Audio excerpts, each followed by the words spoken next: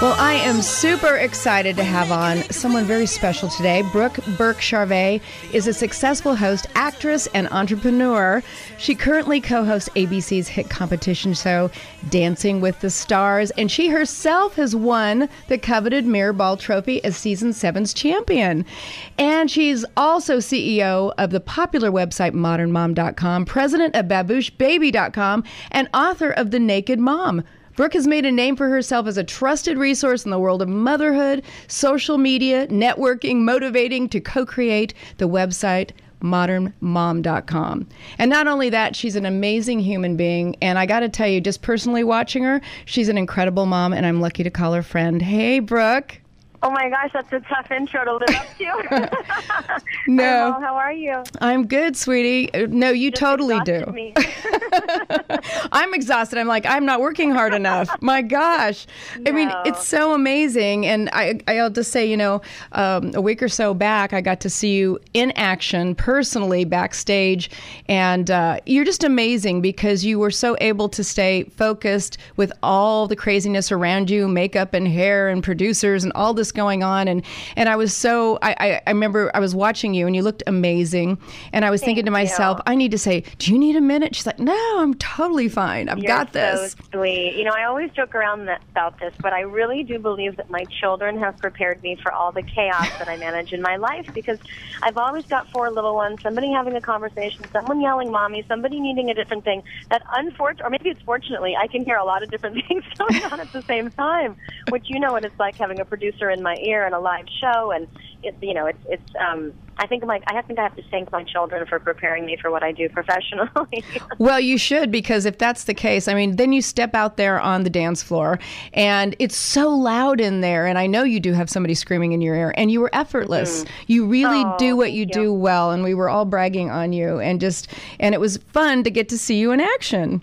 Well, it's fun. I love what I do, and I'm so blessed to be able to say that. Not everybody gets to go to work and really enjoy it, and it's one of the things that I write and talk about a lot, but every woman should find something, whatever it is, that they're passionate about, and maybe it's not their professional life, but a hobby, a craft, or just something that inspires you. And I'm really lucky to be able to get up and go to work and say that, I've had the jobs that I didn't love, too, so maybe I should my Well, it's part of the way there, right? Yeah, exactly. Well, there are many moms out there working full-time, and not always by choice, but necessity. What do you say to the moms who feel guilty about spending so much time away from their kids?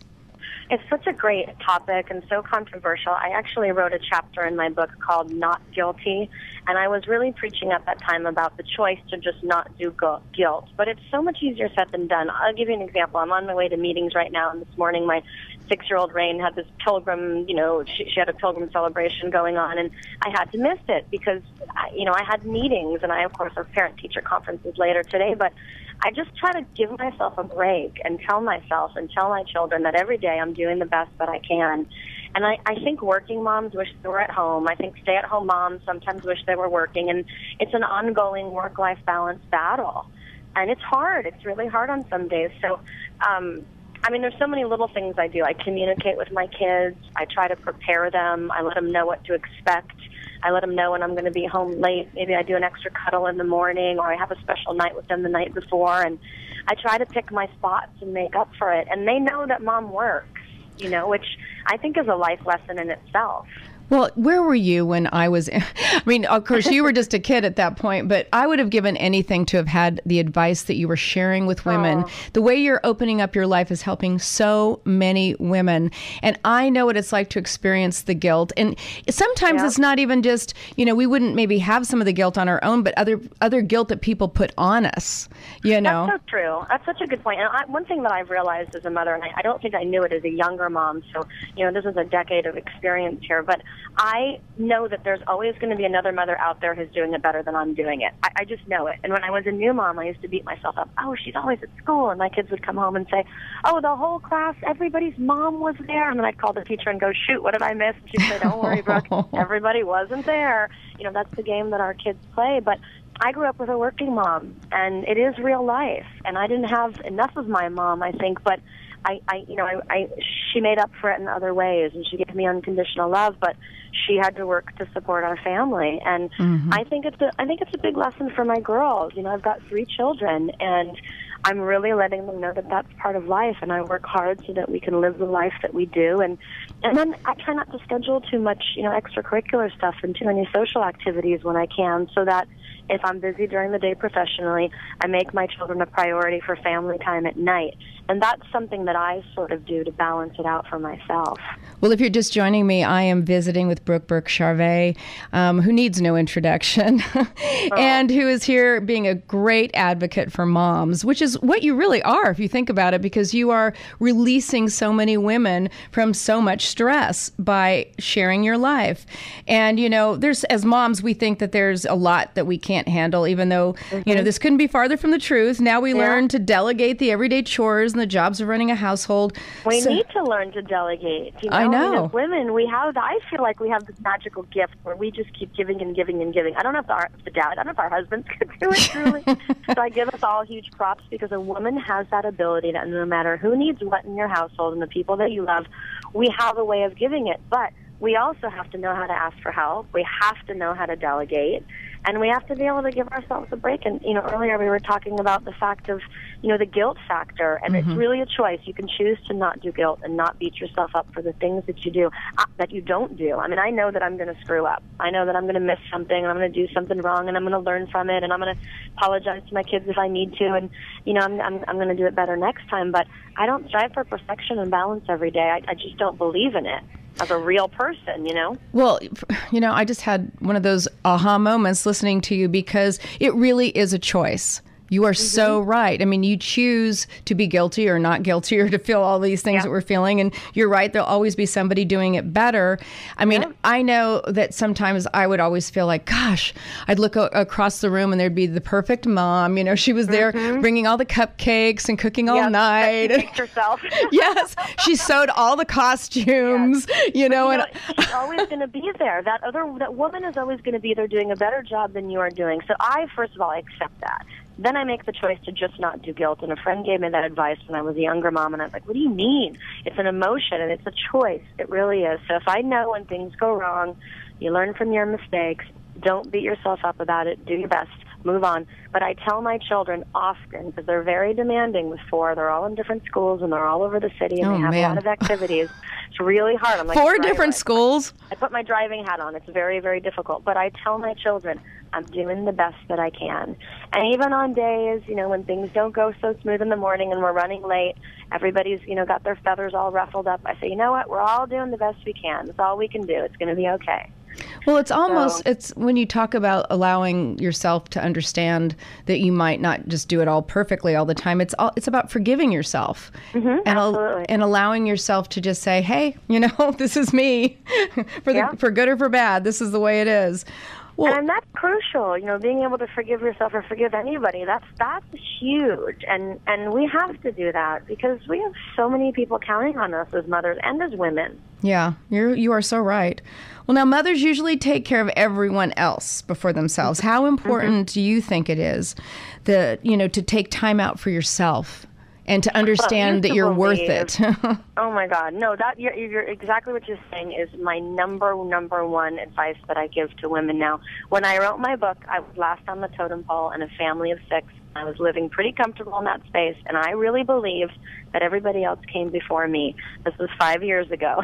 Since then, I have learned, and it was actually Florence Henderson, who's amazing, who raised 4 children, and she's, America's most recognizable TV mom. I love her. She's like, are you kidding me? You can't be last on the totem pole. You have to put yourself first. And it really was hard advice for me to take in, because first for me felt a little bit selfish and impossible in my household. But I think that we have to carve out time for ourselves. I call it me time. I blog about it a lot. And I really believe that we're better moms, we're better friends, we're better wives if we learn how to take care of ourselves as well as we take care of our children, which we do a pretty good job for the mothers that are listening. We have to mother ourselves as well. And even if you're not a mom, as a woman, you have to carve out that time, do something for yourself, so that you have to feel worthy. And I do, and I make that happen. I make time for my girlfriends when I can. I make time to, unwind, to read, to drink a cup of tea, to have, even if it's 10 minutes alone in a quiet bath, I can make it happen at home. But I have to do that for myself. It's usually my workouts. That's my hour of me time. Whatever it is, I need it. Well, if you're just joining me, I'm visiting with Burke Charvet, and we're talking about me time and being a mom and juggling everything that you do, and you do it so well. Thank you. Thank you. I try. No, you do. Well, we're going to go to a break, but when we come back, we're going to talk more with Burke Charvet. I love saying that, Burke Charvet. It's like a little cha-cha, you know? Thank you. All right, well, don't go away. We'll be right back with Brooke. Well, we're back, and I am visiting with Burke Charvet, and what an honor it is to have you on my show and to have you in my life. I mean, it's likewise, such Moll. No, really, it's such a gift, and I you inspire me every day, and you are so complimentary to me. But there's just so many special things about you, and I really look up to you. So thank you. Oh well, I'm honored. I mean, and you inspire me too. I was laughing the other day, but you inspire me in more than just the fact that I'm eating kale. You inspire me because I would have given anything to have had you as a girlfriend when I was a young mom. Oh, we have each other now. Yes, we have each other now, but I'm so glad you're out there fighting this fight. And it's not that it's a cause, but I just remember what it was like to be alone. I was single, divorced, and just trying to balance, be mom and dad and do everything. And very tough times. And, back then, even when I had Mariah, which was almost 14 years ago, we didn't have social media. So I couldn't ask a question. I couldn't vent with other women. I couldn't get an answer to my questions. And this last decade, so many things have changed for us where we can connect with women. And I think that's why I'm vocal. That's why, I have a modern mom and why I blog and why I write about the good and the bad with no shame, because I know we can learn from each other. I know we can help each other. And it's just comforting to know that other women, other people out there are going through difficult things that you're going through yourself, right? We didn't have that a long time ago. No. I mean, I felt completely alone, because I would go to work and travel and do what I had to do, go pick up my son, go home, and I had to get home in time to do homework. It was really hard to even date, I know. Of course. You did a great job, though, because I've met your son. And he's an amazing young man, but you're so right, and I'm so happy to be able to use my platform and to have an audience to be able to share a lot of those things, because if you take away Hollywood and what I do for a living in my professional life, it's a lot of similar stuff that happens within the walls of my home, where I'm raising a family, like most women are, and I like to keep it simple and grounded, and I'm going through the same stuff.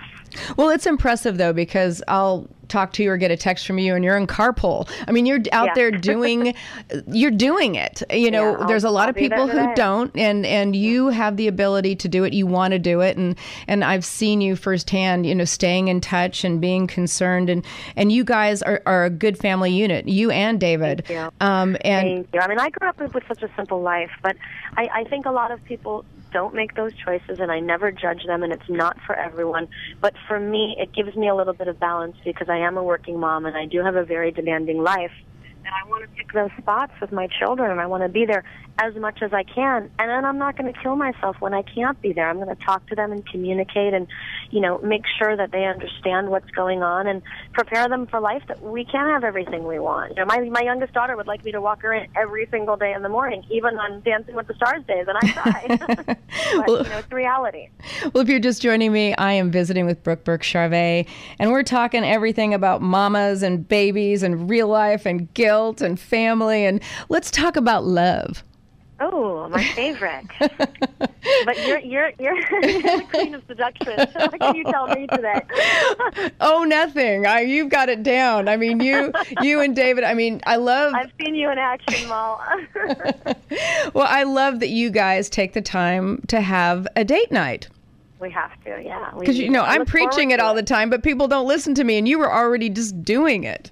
Well, I preach it too, and it's easier said than done. And sometimes date night is maybe a date night at home when the kids are fast asleep, and we light a candle and open up a bottle of wine and have a romantic dinner at home, just the two of us. However we need to get there, we do it because it's important to us. And fortunately, I still enjoy my husband's company, which is so, but you have to not lose that connection. And I make him as important as my children are. And there was a time, this was my second time around, my first marriage, didn't work out, but I think that might be part of it. A new mom, juggling a lot. I didn't know how to make my man an equal priority, and I think it's crucial for all marriages. Oh, my gosh. And you teach your children what a relationship is about by example. And so when they see the two of you happy together, you can't fake it in front of kids. They're so honest, they're so real, aren't they? Absolutely, and they'll call you on it, and they feel it. And even when we think we're hiding things from our children, they know. And, it's a big reason why I got out of my first marriage, because I wanted to teach my first two daughters about love and, the life lessons. You're so right. We have to lead by example, and they're fragile little lives, and they pick up on everything. So let's talk for a minute about blended families, because that's the norm today. It's very, it's unusual to have the original mom and dad and go through life and everybody stays together. And so the norm now is merging families, and you've done this. Well, very, very tough and very tricky, but I think I did it for all the right reasons, I hope. And having, two children with David, who's my husband now, it really sort of, in a strange way, bonded our family, because now my older girls are related to their younger brother and sister, and they feel connected to David. And it's very tricky. I have a lot of different personalities in my household, and having a blended family, I know that I'm the only common denominator. So for me, I want everybody to be happy, and I want everyone to get along, and I want everybody to have what they need. But really, I'm the one who put them all together. And it's not necessarily their wish and their dream world, So it's tricky. It takes a lot of patience and a lot of communication. And, when my big girls come home from their dad's house, who I share custody with, it's like starting over. So we have to kind of roll through that first day. I call it Hurricane Wednesday every Wednesday when they come home, because it's a lot of personalities and a lot of adjusting. But we do it. Well, isn't that true? Because I remember and I didn't mean to interrupt you, but you just sparked a thought in my mind, because I remember when Michael would go to visit his dad, and he'd be gone, he'd come home, and it was like re-entering the atmosphere. Yeah. Well, you're exactly right. You're exactly right. And I used to have a lot of expectations on Wednesdays. I would make a big family dinner. I thought everybody was going to come home and be oh so happy. And I had to really, really learn how to expect less from them and to let go of my vision, really, in the right way, and just accept wherever they were in their lives at the time, and let them gently adjust back into the environment, and understand that, I've got teenagers now who sometimes don't want to communicate and aren't in a great mood when they come home. I have to just let everybody be. Well, and that teenager thing is just a teenager thing. Oh, God. It's not I'm going fun. through it right now. I mean, my problem is I have a kindergartner and a teenager, so I've got everything with that and everything in between. That's a lot, because I did it with one, and I just remember those teenage years where I'd have to sit back and think, I had to remind myself I'm not here to be his friend. I am here to be his parent, and it was hard. I just wrote a blog Monday about that, and it really was about the balance, or the imbalance, really, between parenting and friendship. And you're so right. And I remember we had this conversation last week. And when I was a new mom, I was trying to be their friend. And when I really realized the responsibility of, not needing your children to like you all the time, and to be their parent and to guide them even when they hate you for it, to know that you're teaching them and making those important decisions is crucial. And it was a big adjustment for me as a younger mom. Well, if you're just joining me, I am talking with Brooke Burke-Charvet, who needs no intro, as I have said many times, although I could spend an hour just talking about everything that you've done. But let me just ask you a question. Totally, I'm going to go another direction, because I want to know where you came up with the name Naked Mom. Good question, Moll. And I wonder if it wasn't called The Naked Mom, and if the cover wasn't so provocative. That was a great cover, by the way. Oh, thank you. Well, when I did the paperback, I reshot the cover in something completely different. And for your listeners who haven't seen it, I wasn't really naked. I did have underwear on, but I appear to be naked. She appears to be naked, and she looks hot, hot, hot. Thank you. But the reason I chose that name was I wanted to write a book that was completely revealing about motherhood, the good, the bad, my challenges, what I succeeded at, what I screwed up. I wanted to write a tell-all about my experience as a mother that was really uncensored. So naked as in totally revealed. And that's why I went with that name. Oh, I love it. And you know what? The idea, too, is, people had to pick it up. I hope so. Because you look amazing, and they'll pick up the book, and there are probably a lot of men that were disappointed once they opened it. Well, some people might have been frightened, some people might have been disappointed, but strangely, the paperback was in a yellow dress with a flower, and I think more people picked that one up. So that's just so goes to show you. I know. That is so funny. Well, we just have a couple minutes left. I want to know what your top tips are for for moms in general, or just some thoughts you want to leave us with from your wise self? We've talked about so much. It's hard to sum it all up, but I think that we really have to learn to speak different languages. If we're talking to moms, we have to learn to speak different languages to all of our children. I do. What works for one fails with the other. So that was a huge life lesson for me. And I really believe that we have to learn to mother ourselves as well as we do our children. We have to take care of ourselves. I'm a total advocate for me time. We are important. We matter too. And we have to really carve out that time. And it's really about communication, raising a family, having a relationship, having a marriage, having a best friend. And I think that, we sometimes, and you may get this a lot, Moll, as well, I feel like I'm a strong and I'm an independent woman, but sometimes it can be misinterpreted, and I think we have to define boundaries and find our voice and not be afraid to stand up for ourselves and express what we want and talk about our feelings and really make sure that we make that happen. I totally agree with that. That is, and I look at you, here I am at 54 years old, and I don't know, maybe the 23-year-old me would have been totally intimidated by you, And I have grown and changed so much over the years as now, as I grow older, what I've grown in myself and my own self-assurance. But honestly, I have to tell you, it would have been such a crime had I not gotten to know you. I was just going to say, even at 23, we would have been great friends. That's what I think too. Way about you. No, we're so lucky because I think it's hard to find a good friend, and it really is, especially when we have busy, demanding lives. If you're a working woman, if you're a mother, if you're married and your husband is your best friend, it's very, very hard to find a good friend to count on, somebody that you can trust, who knows everything about you and accepts you. We hear that corny line all the time. Mm-hmm. But it's crucial because women do speak our own language, and I love my husband to death. He's my best friend, but there are some things that I'm not going to share with my man. You know what I mean? Well, sometimes we have to have a few little things that we keep to ourselves. We don't want to give away all the mystery, right? Absolutely. So thank God for girlfriends, and I adore you, and it was such a pleasure being on your show today. Oh, well, it's my pleasure completely, and thank you so much for taking the time out of your busy schedule. Of course. And give the family my love. And can you leave us with what your upcoming projects are? Oh, my gosh. Well, hopefully I'm going to be choreographing a couple more fitness DVDs. So I've got 4 titles out already, and I'm looking forward to that because I love to teach women how to take care of their bodies. And Dancing with the Stars will be back. We've got some time off, so we'll be back in a few months. And I'm in the process of way over my head decorating our new home. Can you help me, Moll? Absolutely. Anytime. I am here for you, honey. Thank you. I want it to be romantic and sexy. Oh, I think we can manage that. Yes, I think all of that goes together. Family home.